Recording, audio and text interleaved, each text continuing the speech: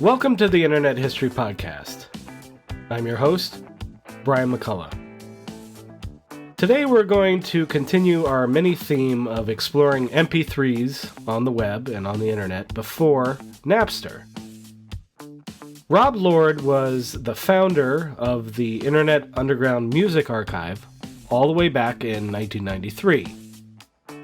This would become the first website devoted to the distribution of music via MP3 downloads, and very much paved the way for a lot of what came later. Before almost anyone else, Rob had a vision that digital would be the future of music distribution, and he has pursued that vision throughout his entire career, which includes such music-related startups as N2K, Muse.net, and the Songbird Player. We've actually already mentioned Rob at length in the Justin Frankel episode, as Rob joined Justin to create Nullsoft and disseminate the Winamp player. But, well, it seems like somehow discussion of MP3s on this show has been cursed by a gypsy or someone, because like the Justin Frankel episode, as well as the Karl-Heinz Brandenburg episode, the audio on this episode is suboptimal, to say the least. It starts out great for the first half, but halfway through, Skype begins to act up to the point that we eventually abandon it at the end. My apologies for problems in the second half of this episode, but there's some great details here about doing business with the music industry, about Napster, and even with a young Travis Kalanick. So please stick it through, and please enjoy this conversation with Robert Lord. Rob Lord, thanks for coming on the Internet History Podcast. Thanks for having me. First question, sort of an offbeat one, but are you a musician of any sort? Do you play music yourself? I have been known to play some songs on guitar to the kids in the bathtub. Mm-hmm. And I also have a burgeoning DJ side of me. I've so far DJ'd at the Ace Hotel Palm Springs and at Burning Man, which are pretty great first gigs, if you ask me. Yeah. So I'm not in a band per se or something like that, but I certainly have a good time both playing an instrument and DJing. But you, as a kid, you were a manager of what we would have called then a record store, right? Yeah, I was. What was the store? It was called Tempo Records. It was one of a small chain, locally owned chain in Los Angeles. It was the coolest record store in our master planned suburban neighborhood. And if I ever went to concerts anywhere around LA and people from the suburbs that I was from were there, they'd say, "Hey, look, it's the Tempo guy." So I was sort of a local celebrity at the in the music world of the Santa Clarita Valley. Would you say you were a bit of a music snob, maybe? I was probably as bad as the what is that, High Fidelity guy is. I would say things like, I guess I was down on They Might Be Giants at one point. And I said something like, "Oh, they might be giants." Someone would buy it, right? They put it on the counter. I'd say, "Oh, they might be giants," like they just invented sarcasm. What was it? Irony or something, like just invented irony. Can't kill them, can't listen to them, and beep. Process the purchase. So yeah, I was an obnoxious record store, CD store sales clerk. So in the early 90s, I guess, you're matriculating at UC Santa Cruz, and Is it computer science that you're studying, or information science, or what are you studying? Yeah, it was called at UC Santa Cruz. It's called Computer and Information Science, CIS. And there you studied under David Huffman, who listeners to the show will remember from the Karl-Heinz Brandenburg episode, the man behind the Huffman encoding algorithm, which is a key component of MP3 technology, right? Yeah, no, I was really fortunate. The school was great. A computer science program at UC Santa Cruz was fantastic. Had a number of luminary figures, and each student was assigned a mentor. And I was incredibly fortunate to be, mentored by David Huffman. Is he maybe responsible for showing you that you could marry an interest in technology with an interest in music? It certainly propelled me along the way. I had an interest, obviously, in computer science. Going back to my first IBM PC that my dad brought home to do, work at home on, and I've been doing some hacking and bulletin board, BBSing and things like that before school. But certainly, minimum redundancy encoding, Huffman coding, psychoacoustic audio encoding. A lot of that I owe to the being really inspired by the UCSC program, and particularly Huffman. So tell me the story about when you first tried to get music onto the internet. You have a friend who has a band, right? Go ahead and tell the story. Yeah, a classmate of mine who really should be, I guess, if we're talking about Ayuma, he should be on the line here too. But I'll try to speak for us both. Yeah, a friend of mine had a band called the Ugly Mugs, this sort of Santa Cruz band that was not unlike sort of Primus, or Primus, and sort of was the inspiration. It's a loud, obnoxious, bass-heavy rock band, and there was some interest in putting that online. I think even early on, I had this whole notion of disintermediation, of how can we short circuit the music industry. At my record store back that we were just talking about in the Santa Clarita Valley, we had a small import section, which was very unusual for even as a Los Angeles suburb, being so close to a major city. It was still unusual to have the kinds of access to the kinds of music that our record store had. There was certainly nothing like our store within an hour's drive of where we were. So when I saw that there was source code for the audio, for psychoacoustic audio compression using this MPEG source code, I got pretty excited and wanted some music to try it on. And some of that was my buddy, another CIS student at Santa Cruz, and someone who had lived in Santa Clarita Valley as well. So we encoded his band's music.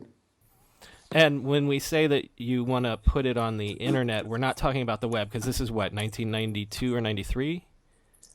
Yeah, about 93. Yeah, it started on an FTP site. There was maybe some people out there remember something called Sunsight. Sun Microsystems offered to universities some space. And so we put it on there first. And then just as it was probably the first version of Netscape was available on Macs, that we realized we needed to build a web page for it as well. So very early in the web's evolution we started putting it as a web, making it available as a web. In fact, the web was just an interface right to the FTP site for a long time. You'd throw up an HTML page, but all the links would be FTP:// Actually, we're getting a little ahead of ourselves. Okay. So first of all, so you put the Ugly Mugs music onto the net, maybe into use groups or on FTP. Another thing that we should point out is that this is, you're encoding it into MP2, because this is also before MP3 comes out, right? Well, actually, more or less true. The MP3 algorithm already existed, but it's basically too complex to decode in real time on your state-of-the-art $5,000 IBM PC. What is it? 66, whatever it was. The state of the art Pentium, I guess it was Pentium 60 or something maybe, was just barely able to decode sort of MP2s. It was really this. Sorry to get ahead, but it was really Justin Frankel who makes MP3 decoding in real time on state-of-the-art PCs possible, and that's a big part of, frankly, Winamp's success was being able to optimize for existing users' hardware.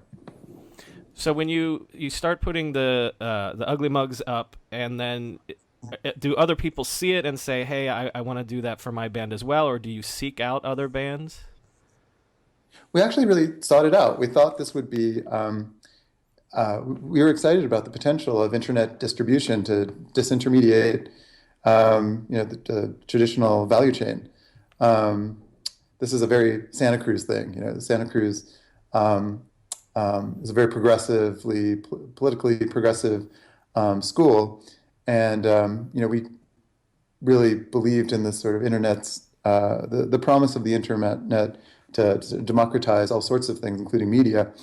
Believed in that really strongly, and so we saw it as both a fun project in that we really enjoy music, but as a sort of significant, as a meaningful experiment in the future of the internet, the future of the web, to do distribution in this way. I'm sorry, I may not be answering your question. Your question was.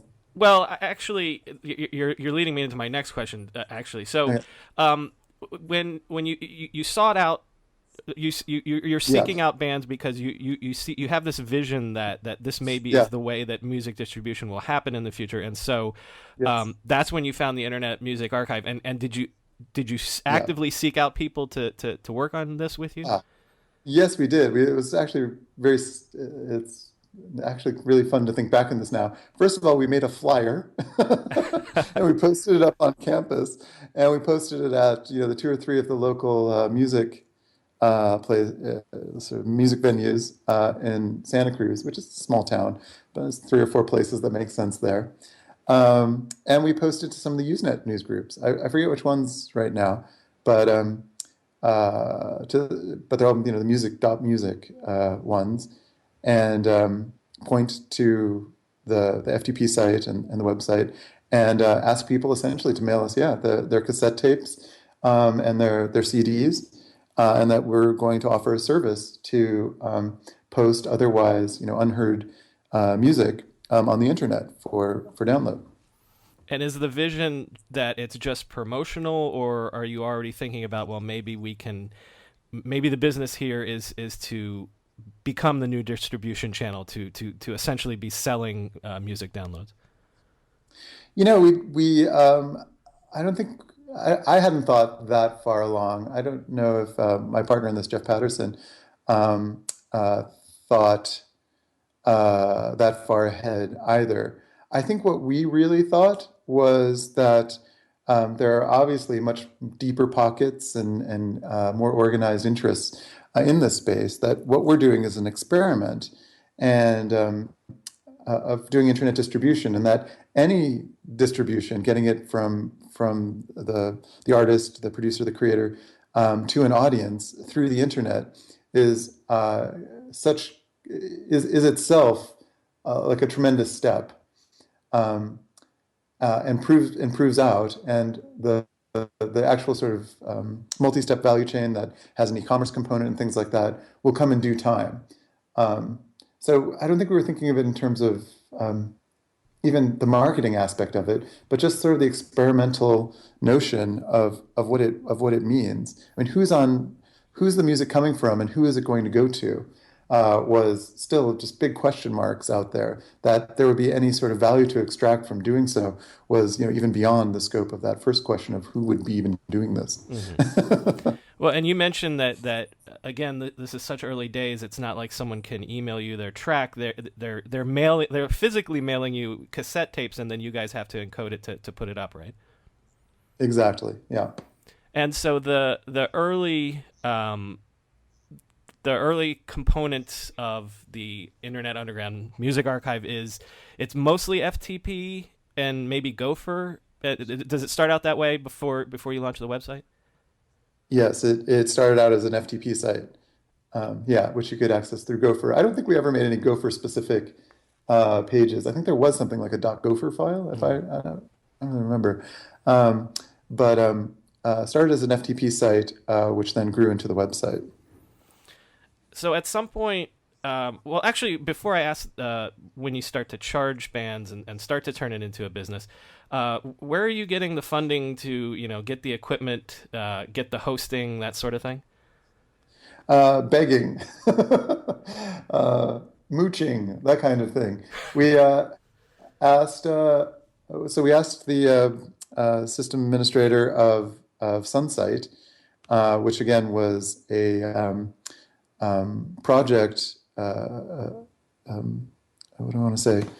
So Sunsight was a series of Sun Microsystems servers on the internet that were donated by Sun Microsystems for projects that the Sunsight folks thought were were worthwhile. I'm not sure I don't remember what the criteria was, but evidently we fit that criteria.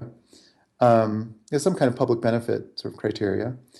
And then we needed machines for doing encoding, and we had somehow or other, maybe just as we got some publicity, um, attracted nearby SGI, Silicon Graphics, who was doing who did a trade for us. That's right. They gave us a couple of their Indie machines, Indie workstations, for doing encoding in exchange for a sort of powered by Silicon Graphics logo at the bottom of our website. So it was a in-kind exchange there, if you will, a no cash kind of exchange.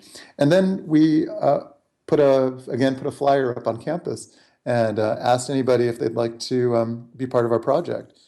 Clear that we didn't have any way to compensate anyone for their efforts.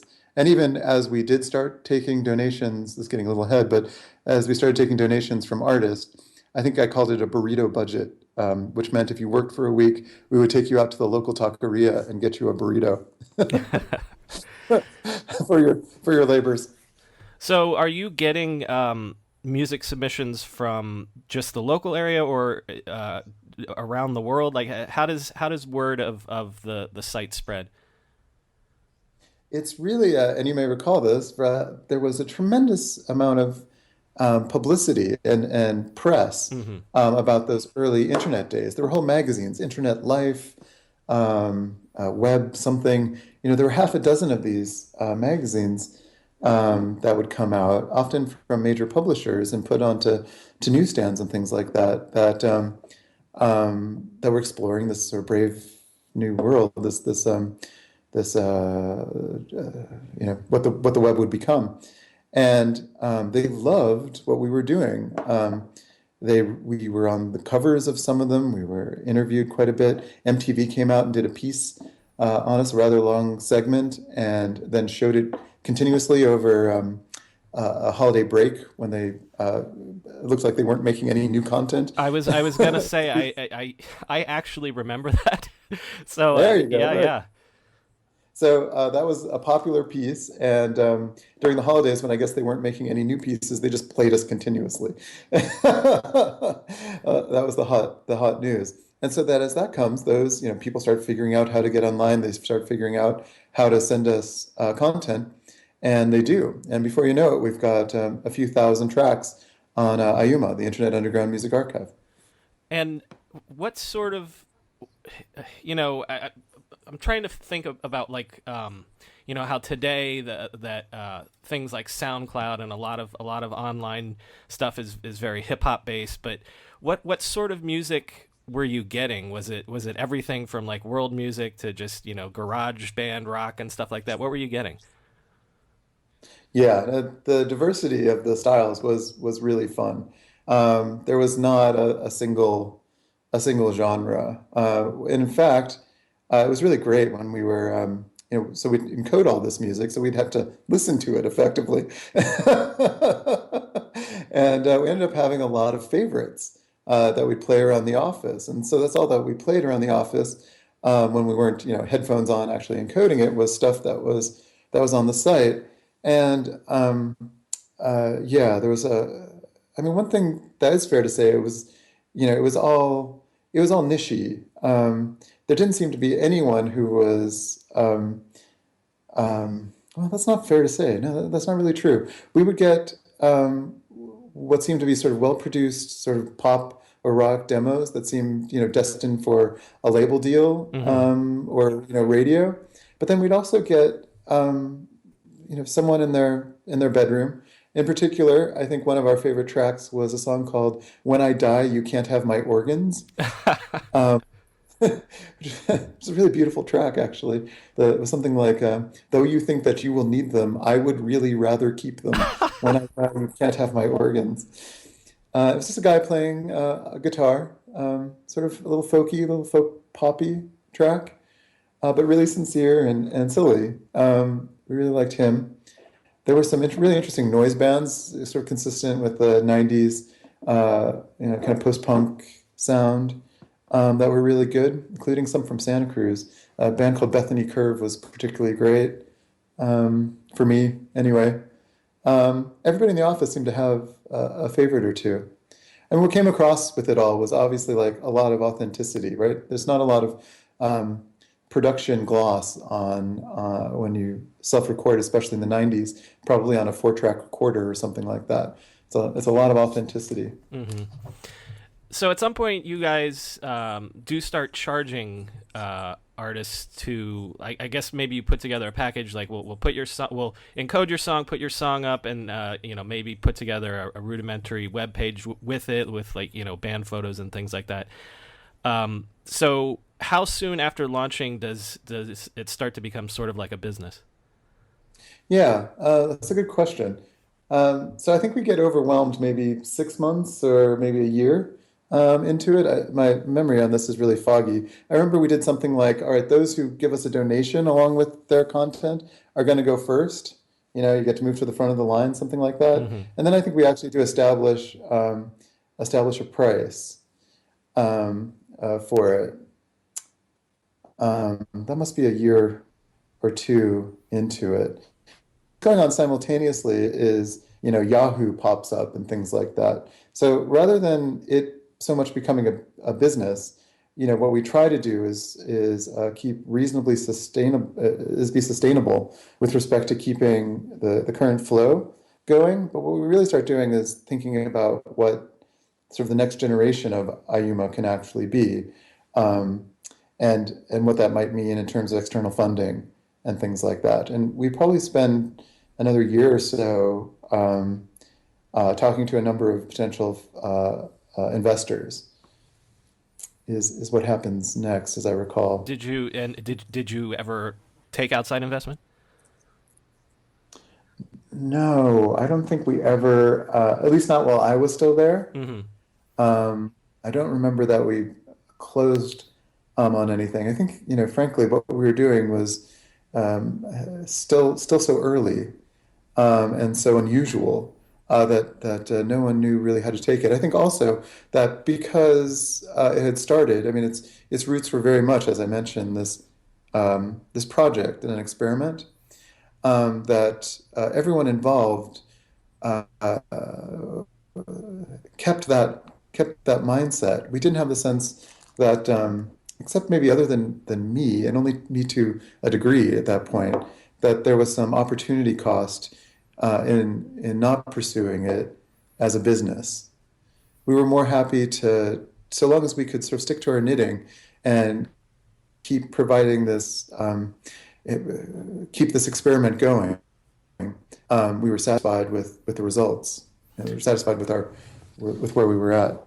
Well, you mentioned earlier about how much early press the experiment got. Like I found an article from I think like 1993 where you're quoted as saying that this is going to kill the music industry. So early on, you have this vision that this is the future of distribution for music. You do eventually leave Ayuma. Is it because you want to pursue this vision? Like, when does it occur to you that maybe this is the direction to go in to reinvent the music industry, as it were? Yeah, I mean, I think at a point I decide that and this is sort of true of Santa Cruz too.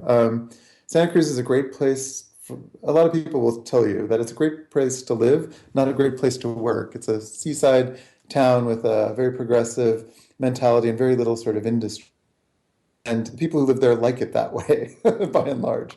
They don't want to see more development happen there. So it occurred to me that Ayuma is sort of the same thing, a place where I can go on to do bigger things that a new vehicle, other vehicles make sense for me to do that. So I end up leaving then. Is that when you go to N2K? That's when I joined N2K. Yeah. And so N2K is a startup. Is it a startup? But its intention is to try to sell music on the web, right? It is one of the first to do digital sales. It partners with Liquid Audio, which is an early DRM company. N2K also had the second largest CD e-tailer online after CD Now, called Music Boulevard. And they were eagerly looking to sort of supersede CD Now by doing digital distribution. Yeah. And that was exciting. So, right, and you're there for a brief time, but I feel like maybe you were sort of disillusioned by N2K. Did you think that maybe they were still kind of too old world thinking and just trying to do retail, but in a slightly different way? And you could see that there was so much more potential to what would be happening. Yeah, well, I think what happened was it's a great group of people at N2K, and some of them are actually the key people over at Apple now who work on iTunes and the iTunes Store. I'm thinking of Chris Bell in particular. But at N2K, what happens at one point is we're considering building our own player or our own spin on the Liquid Audio player, something along those lines. And I demonstrate for the team Winamp, a version 0.9 or something like that of Winamp, and sing its praises and how we should be partnering with Justin Frankel in that way. And no one really says no, but no one really says yes. I'm not able to put any sort of fire behind that. And so it's at that point I asked Justin Frankel, hey, is there something I can help you with? And I make the jump from N2K to Nullsoft and join Justin Frankel on Winamp. And Justin Frankel has previously been on the show, which I always have to apologize. It was the worst recorded episode we've ever done. But so if I remember from my conversation with Justin, so he has no notion of turning Winamp into any sort of business, and you say to him, hey, let me see if I can sell some ads for Winamp, and that's sort of when you're successful doing that, that's when Winamp and Nullsoft start to become a business. Is that right? Yeah. No, there was even with sort of pre 1.0 version, a few others are seeing what I'm seeing with potential of Winamp, and there's at one point sort of, I think it was eMusic. This is eMusic version 1.0 before David Pakman and whoever. There was another crew even before Pakman.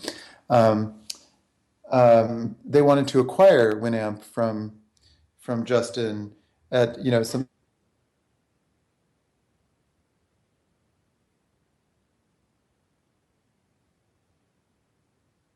Did that thing. So my day one working with Justin, I'm like, no, don't take that deal. Let's develop this into more of from a project to an entity, to a growth, something that can contain its value, call the company or whatnot. But let's take advantage of some of the opportunity that's being presented us here in the market to grow our organization. And so we start putting some mp3.com ads. Thank you, Michael. I'm skipping on his name. mp3.com is, sorry, Michael, do you know? Yeah, you know what? I know it too, but I was just going to look it up because it's on the tip of my tongue. Yeah.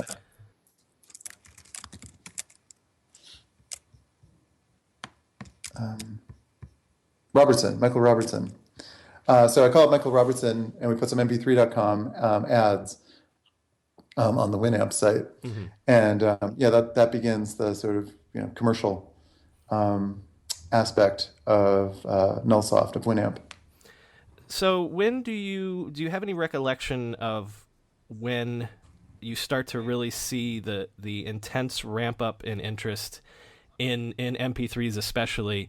Is it the 97, 98 kind of time period? Yeah, clearly I mean the biggest blow up, right, was, well, there's a couple big ones. Obviously, the Napster explosion made MP3s mainstream, and the portable players, the ones, there's sort of the before the iPod Mm-hmm. players did something to get to stoke the fires, but it was really right then the iPod that then blew it up further. I'd say Winamp.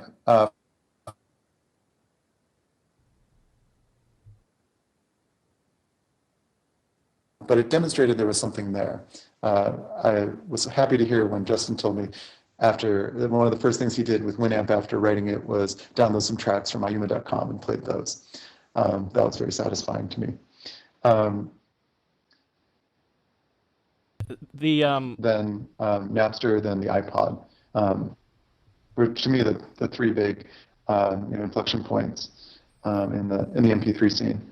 Well, and there's also, and this gets talked about a lot also, it's coincidental that at this same time period, you're getting computers that have, hard drives that are large enough, to store, Yeah. an album and things like that, and you have space on your hard drive as well. Yeah, no, that's really true.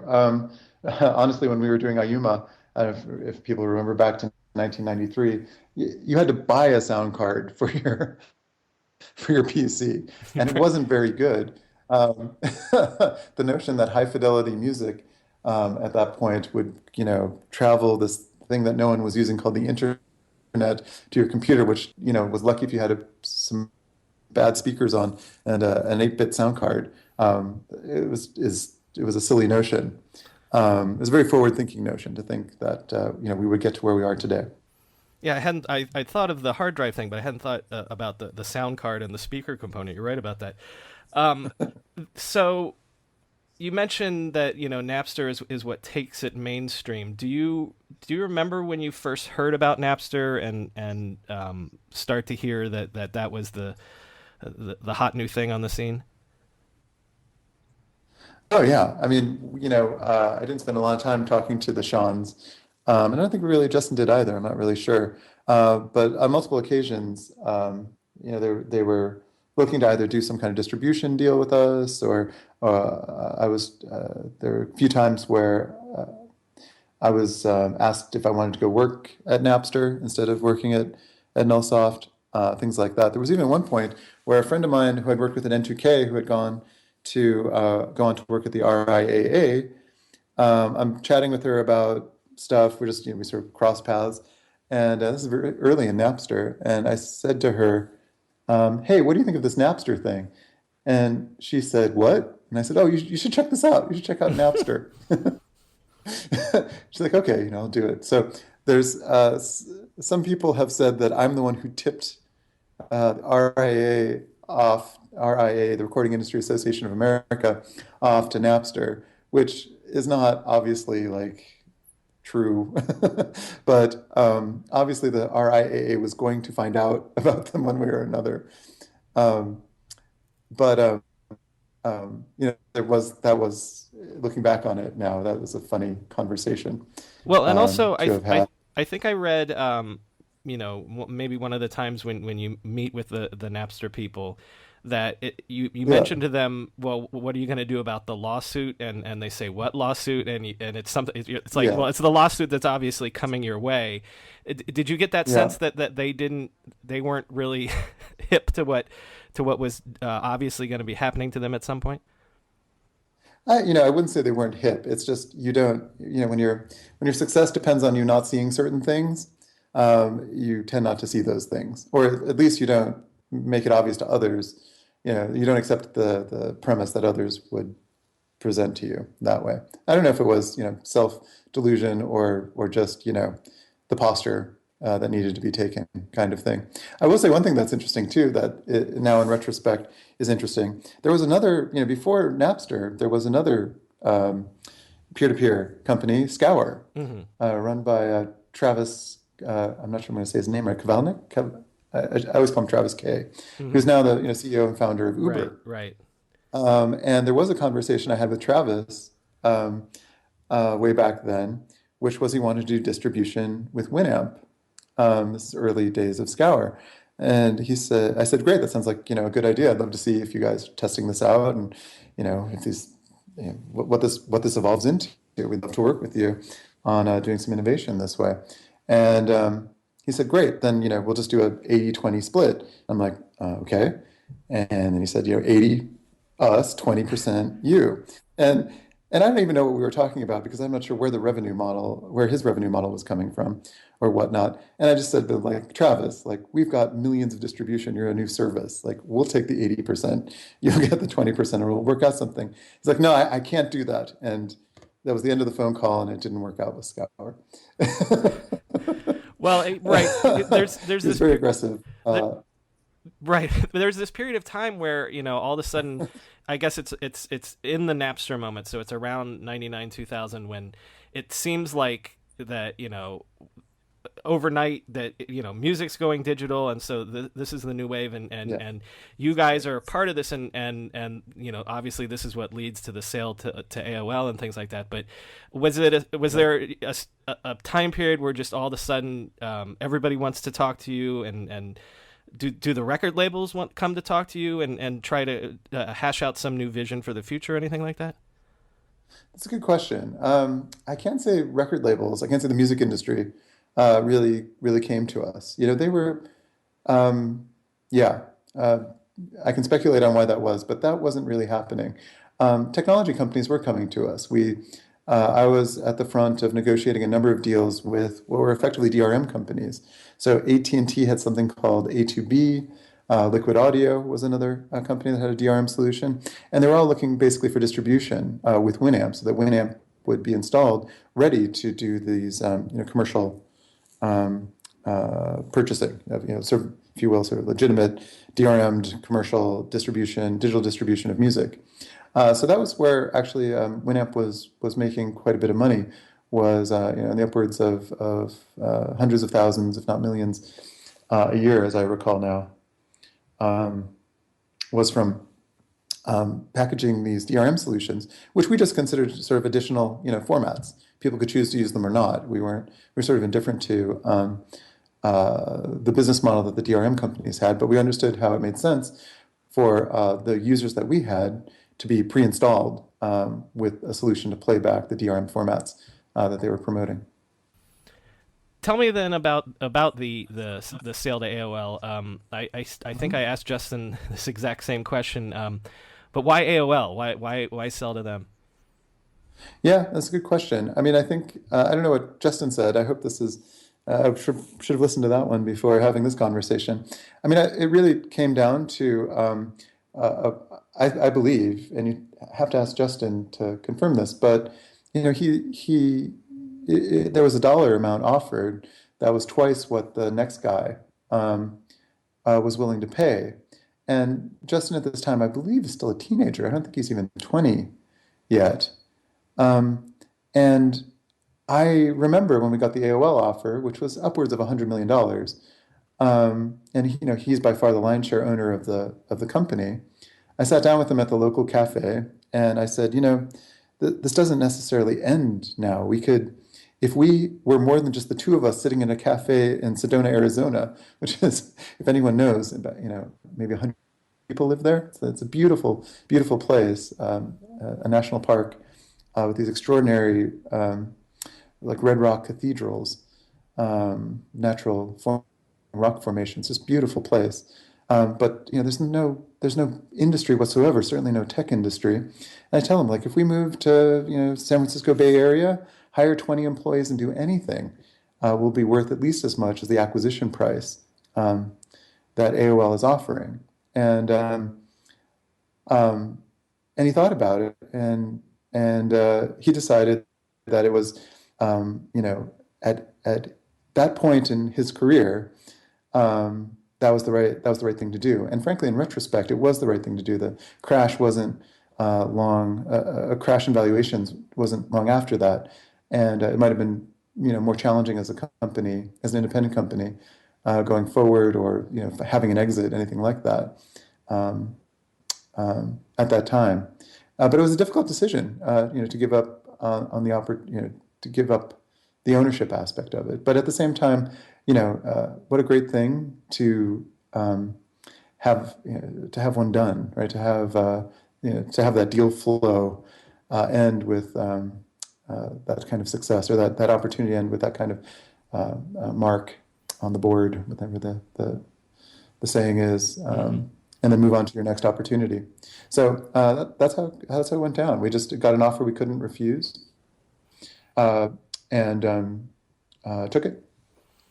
If time permitting, I want to touch on some of your other next opportunities that you did move on to, because it seems like you weren't done with this notion of of how the internet was going to transform music. So first, tell me a little bit about Muse.net. Oh, sure. That was a fun one. So that was in partnership with Ian Rogers, who is more recently known for having been the CEO of Beats Music, acquired by Apple, and is now the CDO, Chief Digital Officer over at LVMH, the luxury brand conglomerate, a $40 billion luxury brand conglomerate, like Louis Vuitton and things like that. Great guy. Ian and I, and Ian had worked at Winamp too. We wanted to continue innovating, consumer-facing internet music, internet digital media innovation stuff. And what seemed to us to be interesting was, if your collection now, your MP3 collection, lives on your home computer, this was still a notion, right? A home computer that was probably connected via an ISDN line, which preceded the DSL and things that we have today, cable. And you could stream your own collection to you wherever you were, using, say, your computer at school or at work or in a cafe or at a friend's house, something like that we could make your whole library portable. So we built some technology around doing that. That was called Muse.net, or MediaCode. MediaCode was the company. Muse.net was the product, and we ended up doing some partnerships with a number of other companies. And that was a lot of fun. And we ended up being acquired by Yahoo. So Nullsoft was acquired by AOL, and then a few years later, Ian and I, both from our experience of Nullsoft in mind, created the product Muse.net, and that was acquired by Yahoo. So that was a sort of early 2000s. An early experiment in it's not streaming as we think of it today, but maybe cloud music service, essentially. Yeah. Personal cloud. It was a very early cloud music service. Yeah. Personal cloud. Tell me about Songbird. Oh, no, you're breaking up a little. I'm sorry. Oh, I'm sorry. My next question was about Songbird. Oh, yeah. Okay. Tell me about it. Okay. Songbird, yeah. So it's really wonderful. Songbird was the TLDR version of it. Songbird was a desktop media player that was the Firefox of iTunes, if you will. iTunes had started to truly dominate the internet digital media value chain by integration of the store, the iTunes store, with the desktop software iTunes, with the portable player, the iPod, and later the iPhone. So looking at that architecture, I thought, wouldn't it be tremendous if there was an open media player that allowed arbitrary digital services? So not just Apple's store, but maybe any number of MP3 stores or DRM protected stores, video services, radio services, any number of media services that could plug into a media player with the sort of integrated experience that you had in iTunes. And what if all that media worked on arbitrary consumer electronics devices? So not just Apple's consumer electronics devices, portable players, phones, So the user would be in control. Any or half-life 6 months, but that didn't mean you lost your aggregate, all the media that you have, the playlists, the smart playlists, dynamic playlists, services that you keep using, things like that, that you keep what you want to go, and you lose what you don't want. And you always have the option of new services coming into it. It's really an open market. It's a digital media value chain play that put the consumer in charge. Raised $8.5 million from Sequoia Capital, and Atlas really went for it. It was successful to a point. We had distribution deals with, we had millions of users, a little less than 5 million users, as I recall, and had partnerships with Sony. I'm sorry, not Sony, with Philips, and we had just started one with Vodafone. Then the crash of 2008 happened, and just as we were raising our Series B, and so that didn't happen. We ended up, I left. It sort of limped along for a little while and was closed down. I guess just a few years ago now. I didn't really follow after that point. But the idea was that the digital media value chain should have at the center of it a user control point where they control the services and devices. The whole thing has actually become, with the rise of mobile, kind of obtuse. We don't really use desktop media players anymore. We use apps, and increasingly with HTML5 and the success of the web, maybe use services through the browser. So that the desktop application class as a whole is kind of on its way out. I want to end by asking you what you're working on today, but before I do,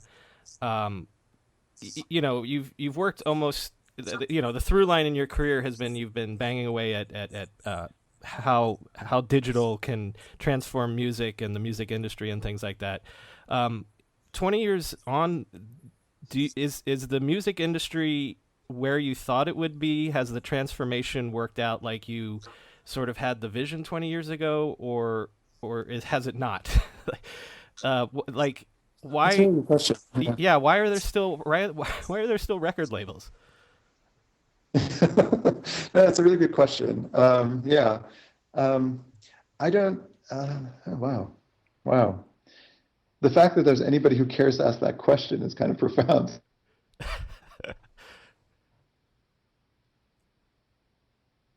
As many of far more democratization than there even is today. That there are a few major players. That there's just a few companies that are taking on like the streaming service opportunity. That there isn't everyone sort of self-publishing. Let me step back a little bit. Mm-hmm. That the digital media value chain has at various steps in it so few players, it seems, or so much of the transactions going through so few players, strikes me as a bit disappointing from what I think we all thought the internet was going to represent. It just turns out that those economic interests, the economic interest in consolidating means you get more profitable companies. That's the way consolidation works. Right. In the early days of the car industry, there were lots of brands. Now we're down to a fairly small number of brands relative to the historical number. So we're there. We're at a more mature stage. At the same time, the diversity of music types. In fact, some of the most popular music, I think now, electronic music, a lot of it couldn't exist without the democratization of media that's happened because of the internet. Right. I like to think of EDM as just internet music. And some of my favorite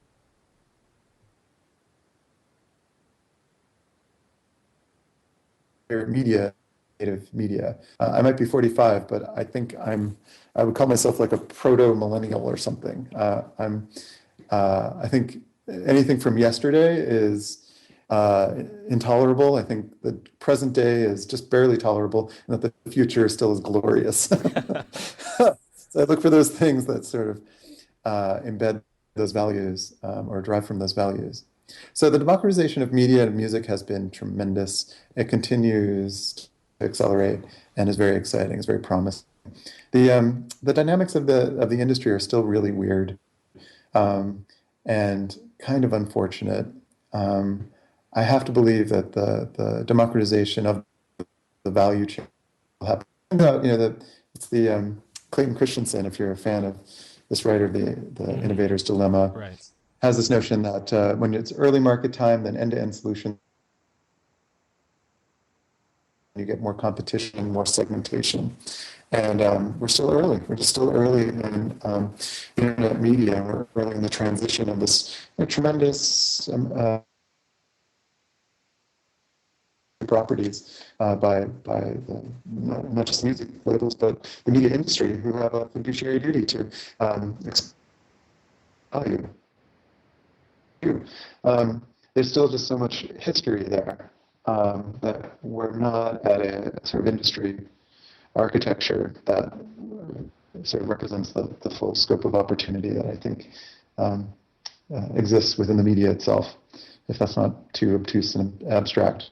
But yeah, I remain very optimistic that we'll get there. Certainly, the web, even with the sort of retrograde action of the proprietary mobile platforms, kind of chipping away at its dominance, is going to win. It's just going to be a decade before we get there, and I think part is will come also the segmentation and competition that is consistent with the kind of vision I had when I started Ayuma.